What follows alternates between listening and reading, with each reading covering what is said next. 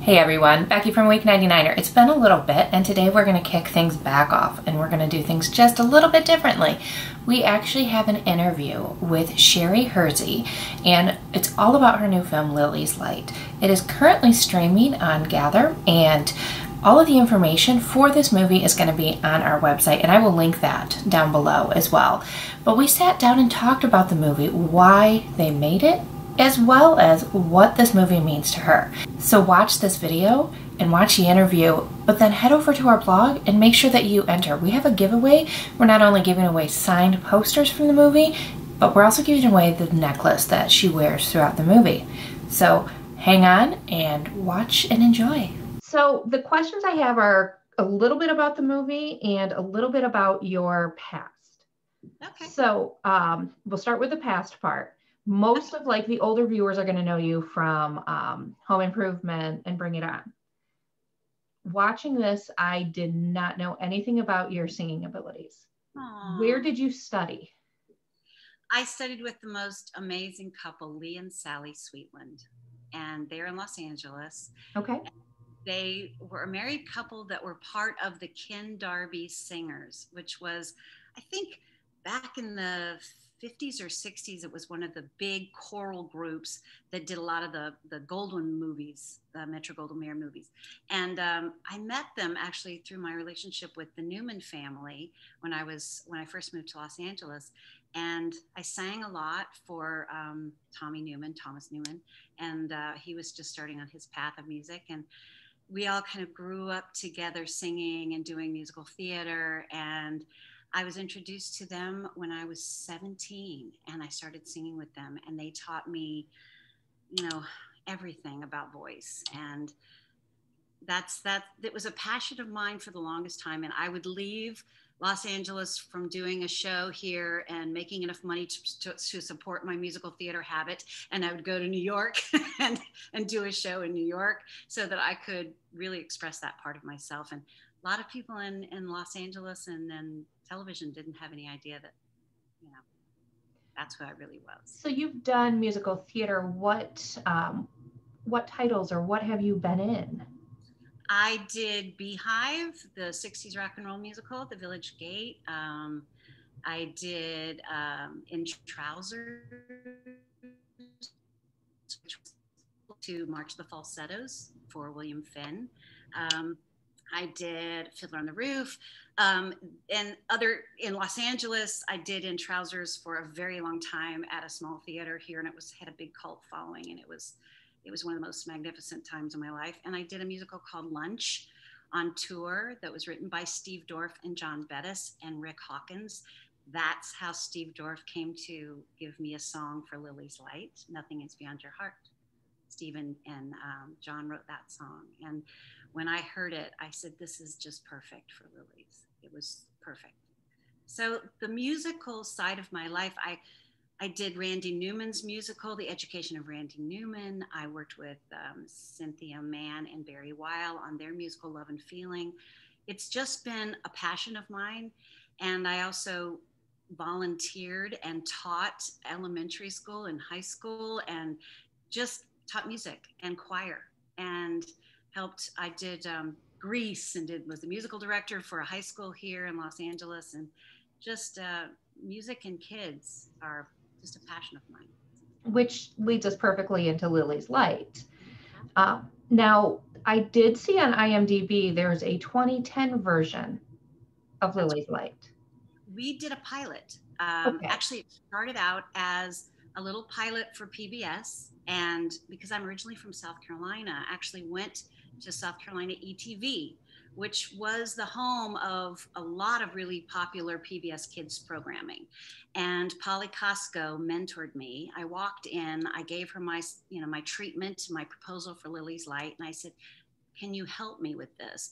And they took me under their wing and said, absolutely. And in South Carolina, my home state where I grew up as a child, and they had honored me with a star on the Walk of Fame. I mean, they've just been so good to me. And ETV, South Carolina ETV, said, okay, let's help you do this. Let's develop this, and they suggested Dr. Gordon Berry, who read the script and jumped on board. He lived out here on the West Coast, and he just really took it to the next level for me and gave me all kinds of help on my factoids and on my treatment and how to express the educational content so that it would meet the PBS requirements. And he really, really worked with me. I just don't think it would have been the success, a successful script if he hadn't really helped. So Dr. Berry was really valuable. And that was also because of SETV. So we started out with this short little pilot. And then Polly said, it was kind of around the time when the real estate market and everything sort of collapsed. So people who were initially going to invest in it were not in a position to at the end of the day. And so she said, just so that we can air it because we love it so much, can you add a little bit to it? So we did, and we made it just long enough to be a little special that PBS aired. And that started airing in 2010. Okay. And it aired for, just on PBS stations around the country. And then, this, fortunately for us, the original content was shot in HD. And even though we had to down convert it so that it could air on PBS, we still had all that original material. So cut to present day, we ended up finding out that we could distribute this as a feature if we could actually make it feature length and re-edit the original content into the higher resolution format. And so I wrote a new script, added new songs, a new cast, and incorporated, as you know, the past and the present. So how much new content did you have to shoot for this version? We shot quite a bit. I'd say almost half. I would say we shot, gosh, it's hard to say. The original one was 40, maybe 35 minutes, 30 minutes. So at the most, we were stretching that to get that much out of it. We had some flashbacks and other things that are not in this. So we wrapped it around. The whole beginning is all brand new. All the cuts in and out to present day, the whole ending. It reminded me of The Princess Bride, even though we didn't really do it exactly the same way. And I wasn't sitting, somebody wasn't sitting there reading the story in the present, but we were kind of doing that in the basement. And that idea just, and I thought, what if we find our big book of little adventures and we tell the backstory that we never told, that was part of my original script concept. And what if we told that story? And what if we ended it with the new kids in the lighthouse and life goes on in the lighthouse? And I'm just grateful that it came together. And Dr. Berry was, jumped back on board. I called him up and he came to my house and gave me some notes and some direction. And yeah. So how long did it take you to add, or I guess rewrite the new script for this version? Like, when did they tell you we want to make this, or we have the funding to make this into a full-length feature? And to where we are now? It took a couple of years. Okay. I think 2017 is when we decided to do it. And then we got to work putting it together and actually asking Kenny Loggins if he wanted to be a part of it and let us sing Heartlight, which I had always dreamed of having him using that song actually as part of Lilly's. And my husband, Rick Cowling, came into my life in 2016. And that was probably a lot of the impetus for us to do something, because in between the airing, I'd say 2013 to 2016, I ended up, because actually in the original production, when we aired it on PBS, PBS said to us, we'll give you some interstitial time. And on PBS, that means kind of commercial time. If you want to give a plug basically to some of these organizations that you are related to, that you're supporting, that have similar mission to spread awareness for fostering and adoption. And I got so excited. I said, oh my gosh, I don't have any budget for this, but I'd love to help all of these hero organizations that don't have PR budgets that are doing amazing work. So I reached out to a bunch of people, and then I got some volunteers that I'd worked with in the industry to help me put these together. But the fun part of that is that I didn't have anyone to edit it or to score it or to cut, any of that. So I ended up learning it and how to do it. And for the next 3 years, I learned so much about Premiere and Pro Tools and editing software and you name it. And and then I meet my husband, who is a musician, an incredible multi-instrumentalist. And he was sort of the missing piece. And I said, do you think we could take the original content off of the tapes, the HD camera tapes, and redigitize them, re-edit a movie ourselves, and make this happen? Whereas, just years before that, I would have needed a much bigger budget to do that. I would have had to farm that out. So we did it. He did it with me. We did it together, and we had some amazing help.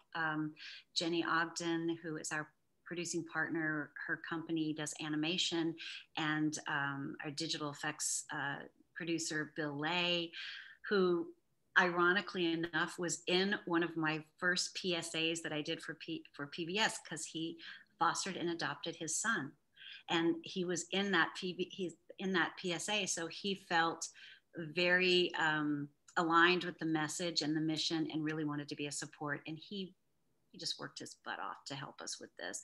All of the beautiful special effects in the movie and the digital imagery that I was just hoping for, it's Bill Lay and Jenny's company, IQ. And so a team formed, and Art Klein, my angel producer and executive producer, said, let's do this. And yeah, and so we went to work on it. And, thank goodness for us, the COVID actually helped us, because Rick was on tour with Kenny Loggins prior to that, and I was working on a million different things. So we were having to do this on our time, on our free time. And suddenly we had months to just concentrate on it. And so the reception, it just warms my heart that the reception has been what it has been, and that we've gotten such support from Film Rise and, and JGPR. I mean, we've got an incredible team in place right now, and they love it, and they get it, and they get me, and that's good. Really special. So what was your original inspiration? Why Lily's Light? I think, I had been asked, I was on Home Improvement actually during the time that this was inspired. Okay.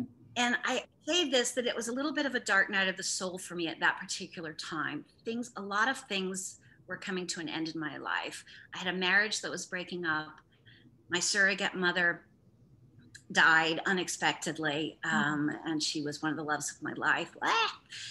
Sorry. My little Jewish mama. And Home Improvement was coming to an end, and lots of things were happening. Lots of changes were happening in my life. And I said to God, to the universe, what's mine to do? I was kind of at the top of my game. I was on the #1 show on television. I felt like, okay, what's next? What's really mine to do? And I've been on a spiritual path most of my life. I had a very tumultuous childhood and needed support. And I was fortunate enough to find, good therapists and a spiritual center and people that really helped me find myself and find my sense of worth. So I really felt, it sounds very woo-woo, but I got this inspiration to help empower young people. And on top of empowering young people, that they had the power to change the way they saw things in their life. And by so doing, create, their own slice of heaven. How powerful the mind is, and how we can overcome our circumstances by the way we view something. And that's not to say that we can't, cry, as the song says, and nothing is beyond your heart. We need to embrace all of it, everything, all of it, and stay present to it. And along with that mission, I sort of asked again, so, and what else is there for me? Well, I had a foster sister growing up. I really had a passion for children that was displaced, that did not have forever homes. And when I shared this dream with my good friend Diane Granado, who actually was the founder of the Heart Gallery of America, which is the nonprofit arm of the DCFS, she said, you have to be the voice for our children. And she started educating me on the 500,000 children in foster care in the United States and some of the issues we have, especially with older, quote unquote, unadoptable children, and how the public doesn't even know they're there, and how her organization takes beautiful portrait pictures of children that they consider emotionally stable enough to allow themselves to be out there in the public eye. And I said, oh my goodness. So my dream was to be on a network somewhere that would allow us to have a map in every little city all over for all the children that were waiting for homes, and to make it cool for young people, because a lot of the resistance to having a foster child in a traditional home are the children, because that's foreign. We really want another kid coming into our home. And yet a traditional family is the perfect place for a foster child, because they're set up for children already. And so many of our foster youth are living in environments that are not as welcoming. So I was really excited about making it cool for kids, because I know that happened with me. When I heard about a child that needed a home, I went right home and said, we got to do something. And I thought, if I could make this cool, then perhaps we could end this problem. Very near to my heart. So on top of that, I started Lilly's Fostering Hearts, which is just a nonprofit organization to be a hub for these beautiful organizations that work with kids.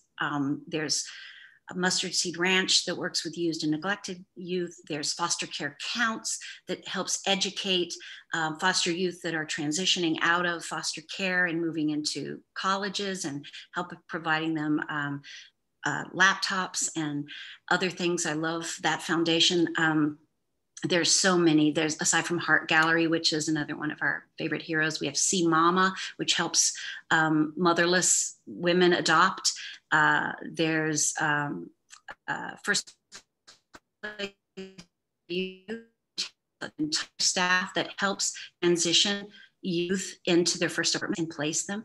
And so having a child that was 14 in Lily's Light, the movie, lose his family, that's what we were concentrating on, being able to assist and just bring to light the challenges that face these children. And on top of that, it's the challenge that faces any child. This is loss, self-esteem, self-worth, all of those things, And it does show, I mean, coming from a family, my parents did have foster kids at one point, but coming from, the traditional family, it shows other kids, not all kids are from that same situation. Exactly. So it can help normalize it, I think. And I think that's a great message. Thank you. That's perfectly said. That is one of the things I wanted to do, is dispel the myths. People are really afraid of the unknown. And when you can normalize it and make it just an everyday part of life, it takes away that fear. Yeah. Or it can help take away that fear. And, it's just, at the end of the day, we're all one family, and it's all about love, eating each other. Bottom line. Here we are the day after Valentine's, so I'm getting very mushy. Okay.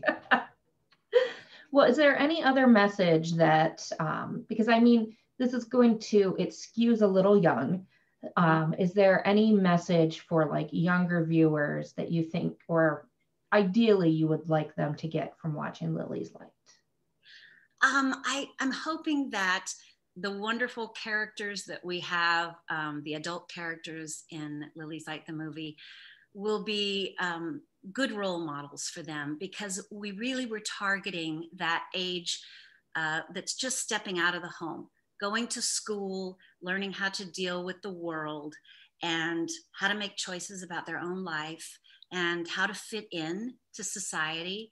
And I just want kids to feel empowered. I want them to know that within them, they have the tools they need to create a world they want, and to not always have to look outside for some validation for themselves, to really be able to be joyful in their own skin, to actually love themselves and feel nurtured.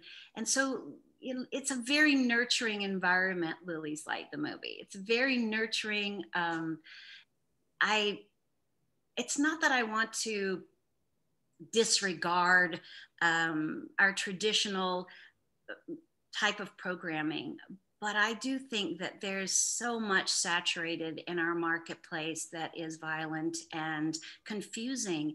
And when you're a young mind, having a sense of belonging and a sense of safety and a sense of nurturing can only be empowering in my mind, because then you can step out, but you have that sense of security within yourself, and you're not immediately thrust into, who's going to bully me, who's going to this and that. I mean, all of those fears that every child has. I think that's really important message. And, for me personally, I am grateful to this journey because I want to be Lilly when I grow up. I'm still working on it. I mean, I think that's part of my heart mission, is to look at life through joy and love and laughter and upliftment and find the good in everything, because it's there for us if we look. There's, whether it's a lesson, whether it's a new way to look at life, whether it challenges us when we're going through a difficult journey. I'm telling you, I went through breast cancer in 2015. It was a scary journey for me, but if I didn't have my positive husband and my positive community, my positive outlook, would have been a lot scarier and a lot harder to get through. So it's not about dismissing hardship. It's about gaining the support inwardly and in your community to help you live through those challenges in a much healthier and more productive way. Perfect. And that's all the questions I have for you, unless there's anything else you want to share. I've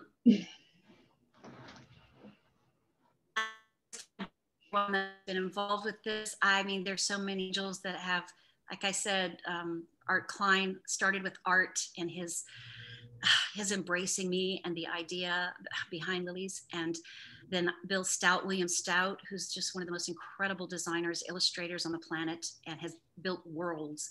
And he loved the concept and idea and jumped right in and designed the lighthouse, the very first lighthouse. I just went, it's amazing. And my Felice Sampler, who's my co-writing partner on the script, and Daniel Carey, director, producer, and Jenny, and just, so many amazing angels, and the songwriters, Sherry Lewis, my husband and myself, Kenny Loggins, Steve Dorff, John Bettis, John Walmsley, Larry Dean. We had a great, very, very beautiful contributions and treasures from a lot of people.